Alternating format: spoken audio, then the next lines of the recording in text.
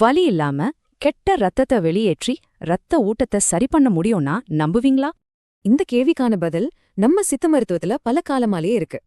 ஆமாங்க, இன்னைக்கு நம்ம பார்க்க போறது அட்டை வைத்தியம் பத்தி தான்.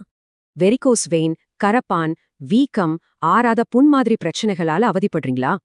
இதுக்கு அறுவை சிகிச்சை தானே நினைச்சு வலிக்கு பயந்து நிறைய பேர் சிகிச்சைய தள்ளி போடுறாங்க. இது ஒரு துணை அறுவை சிகிச்சை முறை, அதாவது கெட்ட ரத்தத்தை நீக்கிற ஒரு எளிய வழி. இந்த வைத்தியத்தோட ரகசியமே இந்த அட்டையோட உமிழ்நீர்ல தான் இருக்கு. அதுல 100க்கும் மேற்பட்ட உயிரியல் பொருட்கள் இருக்கு. அது ஒரு இயற்கை மருந்தா வேலை செய்யுது.